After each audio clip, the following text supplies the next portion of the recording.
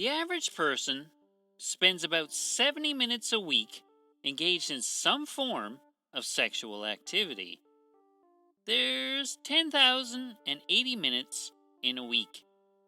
So that means the average person spends about 0.7% of all their minutes engaged in sexual activity. That doesn't sound like a lot. But there's 8 billion people on the planet. Let's do some rounding and say there are 5 billion people of the proper age to be sexually active. Some are too young to know sex is a thing, and you can insert your own Jeffrey Epstein joke here. And some are too old and tired to give a shit anymore. That means you work the numbers a little bit, and that means 35 million people or so are engaged in some form of sexy time right at this very moment. You could be one of these 35 million people, but instead, you're listening to this podcast, and for that, we are eternally grateful. In the unlikely event that you are one of the 35 million people getting it on right now, and you are listening to this podcast, how's that working out for you? Either way, I'm glad you're here. Welcome to Evil Done Badly, the worst true crime podcast on the internet, and I am Dick, your hapless dolt of a host. Oh boy, we've got a special treat for you 3 listeners this week. This is an Evil Done Badly first. This week's evil cunt is a woman. And since it's a first, we're going to make it all sorts of extra bonkers. We've got a doozy here, folks. This week, we will be covering Tamara Samsonova, otherwise known as Russia's Granny Ripper. She's biologically a woman, but I'm pretty sure she's got way more testosterone than I do. Now, seriously, how hard would that be? I'm pretty dainty. Whatever. In another first for the show, this delightful Russian grandma, who as far as I know has no children or grandchildren, and that's a good thing, this delightful Russian grandma has not yet been convicted, but she is locked away tightly, awaiting trial. A quick word of warning, this one gets yucky, gang, so grab a beverage, hang on to your arse, and let's get this crazy started. But first, who could forget the theme song?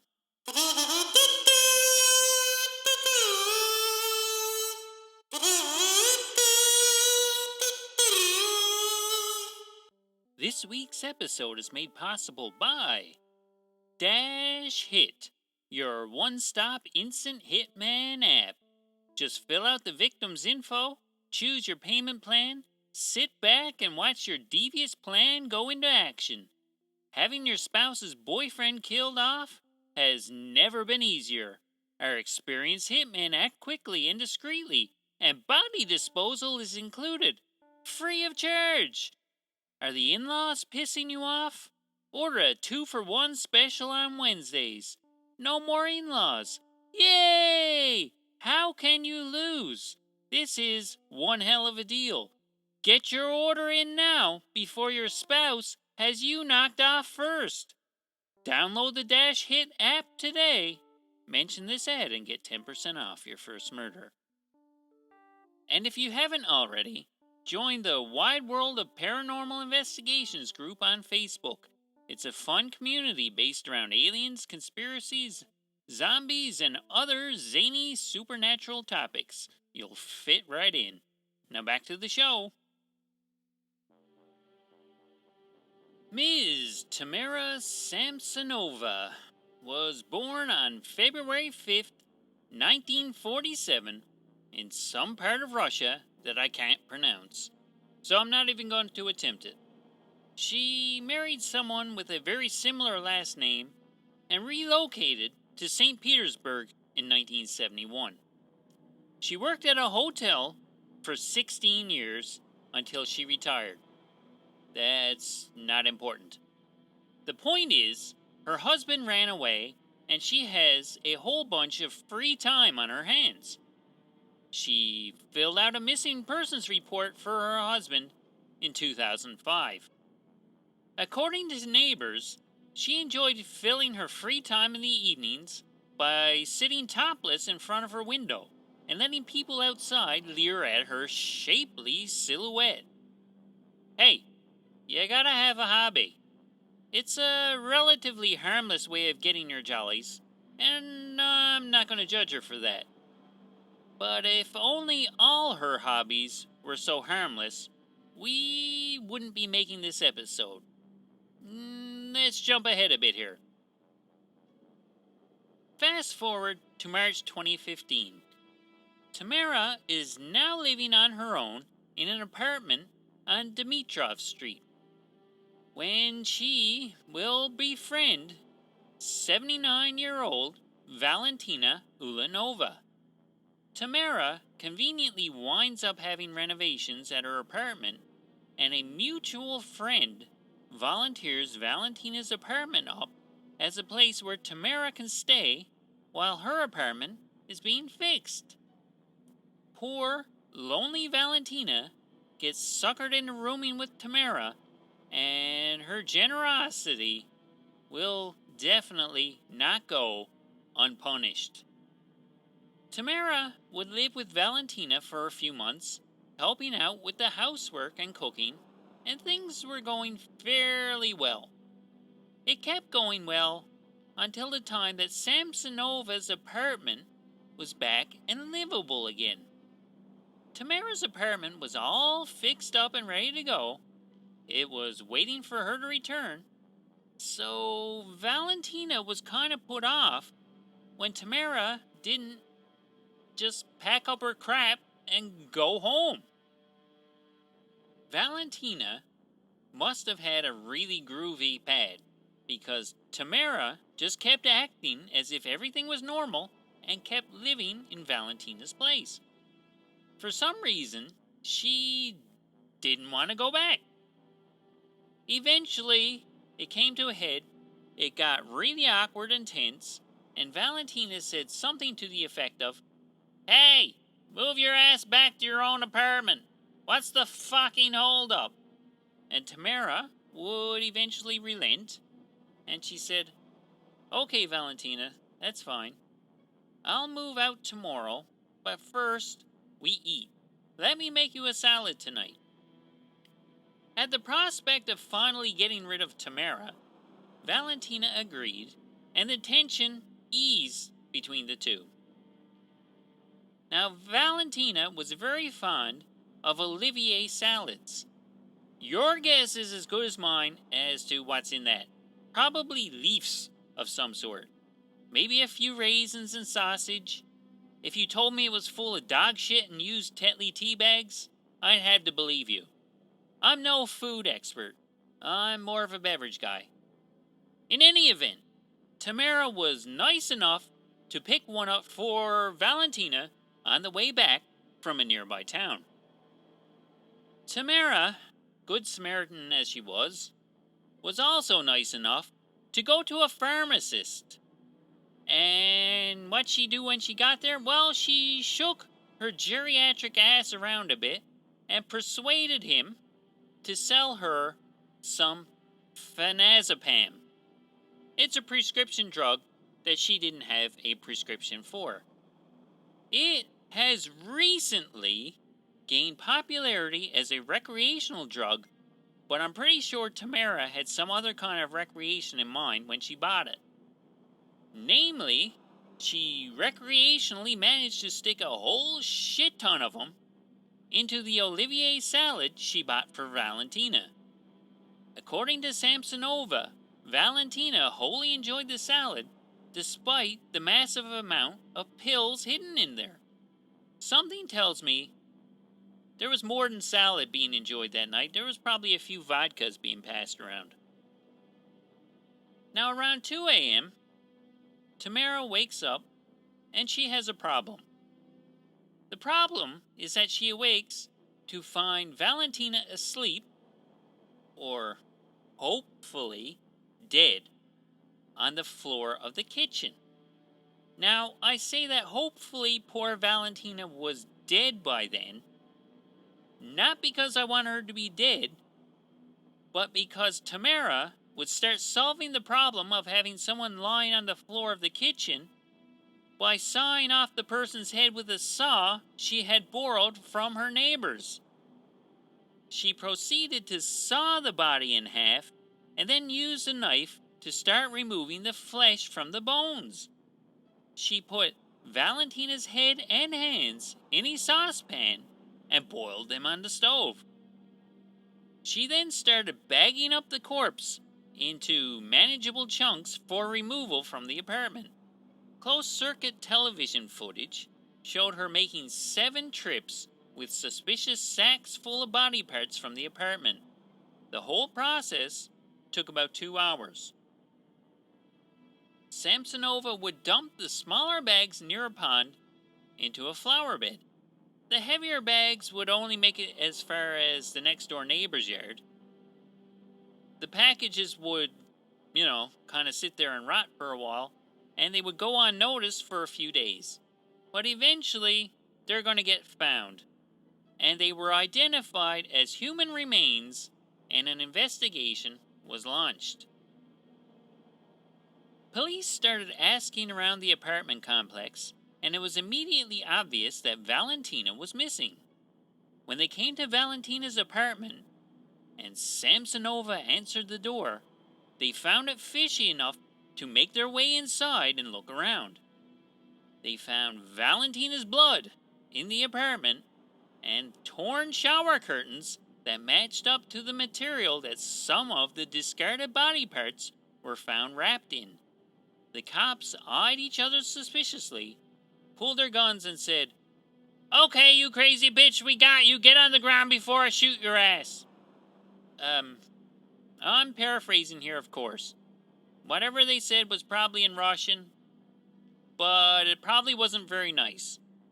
Maybe there was a few motherfuckers thrown in there for good measure as well. Or the Russian equivalent of motherfucker. Valentina's head, hands, and inner organs were never found. It is widely accepted that Tamara was eating the organs. One theory about the boiling of the head and hands was that it would make it harder to identify the victim once they were found. But she was probably eating them too. The CCTV footage shows her dragging the saucepan outside, and it is kind of assumed that it was tossed in a dumpster and emptied before the case broke wide open. Tamara would admit to killing Ulanova, but that was only the beginning of the story of Russia's Granny Ripper. It turns out that Samsonova kept a detailed diary of her assorted comings and goings, and it only gets more fucked up from here. Now, this case is still being investigated, so further information is a little harder to come by. But what we do know is that she confessed to 11 murders in her diary and is suspected of up to 10 more. Police are doing their best to pair up the murders described in this loony bitch's diary to actual unsolved murder cases from the past 20 years. One of these cases involves the body of a headless, armless, and legless man being found on the same street 12 years earlier. Now, I know how that sounds. It sounds like she found a man who just happened to have no arms, head, or legs and killed him. Well, before she allegedly murdered him, he did have a head, arms, and legs. Now he doesn't have any of those, and he's dead. She allegedly cut his limbs off and discarded the rest of the body around town. The dead man's business card was found at Samsonova's apartment, and her diary described the man's tattoos, so it seems unlikely that she had nothing to do with this discarded torso. She also confessed to killing a man who was renting a room in her apartment from her. That's a terrible way to be a landlord. How the fuck is he going to pay the rent now, dumbass? She claims, and nobody doubts her in the slightest that she caught him up, put him in bags, and scattered the pieces around. On an unrelated note, her husband hasn't surfaced since Tamara said that he ran away. There is currently no evidence that he's either alive or dead, so he's probably no longer among the living. Poor man should have run away screaming, but I doubt he got the chance. I like to think he got a sex change and flew off to Maui to assume a new identity, but that's probably a long shot. As nutty as Samsonova's story is, there is reason to think that her crimes are actually copycat crimes. Apparently, she idolized Andre Chikatilo, otherwise known as the Red Ripper. Chikatilo is Russia's worst serial killer and was executed in 1994. He is thought to have murdered, raped, and cannibalized at least 52 people. At least 4 other prolific Russian serial killers have named Chikatilo as an inspiration for their crime sprees. This Chikatilo cunt will probably get his own episode in the future, and I promise if he does, I'll figure out how to actually pronounce his name. Samsonova is diagnosed schizophrenic and has been hospitalized on 3 occasions for the condition. She underwent psychological testing in November of 2015 and was found to be a danger to herself and others. I think it's laughably obvious that she's a threat to other people, but I doubt she's a threat to herself. She seems to be pretty cocky about the whole thing. She's enjoying her notoriety. She's not going to knock herself off. She's too busy blowing kisses to reporters. She said that she's been preparing for this for years, meaning she's been waiting to get caught so she could, enjoy the notoriety and be infamous for being this crazy serial killer, cannibal person. And she started clapping and smiling as the judge told her she will be jailed while the investigation was ongoing. Anybody who enjoys sitting in her window showing off her saggy old knockers to unfortunate passers-by is clearly a vain, arrogant, fuck-ugly cunt. And I can say that frankly because, well, it takes one to know one. This woman is not well. She needs help and to be executed. She left quite the trail of the dead in her wake, if you believe it all, and I kinda do, and she ruined so many innocent lives. She's a cunt and was just following in the footsteps of an even bigger cunt. He got what was coming to him, and hopefully she gets hers as well. It may be a while before we get a judgment on her case, but I'm sure it will be severe. If she's not executed, I hope she is sentenced to a lifetime of hard labor in a Siberian gulag, and that she has to do the labor while having 56-pound weights tied to her nipples. Whatever it is, it will be too good for this nasty bitch. So there you have it, the first Evil Done Badly episode about a biological woman. She's allegedly quite a prolific cunt, and I hope you kind of enjoyed it. Let's end off by answering a couple of listener questions. Pengo Petente asks, the listeners have spoken. No one wants to hear this garbage, so can you just stop? And to that I say, nope. I'm not done making an ass of myself yet. Also, it's a good excuse to drink more beverages. I like beverages. Thanks for your inquiry, Pengo.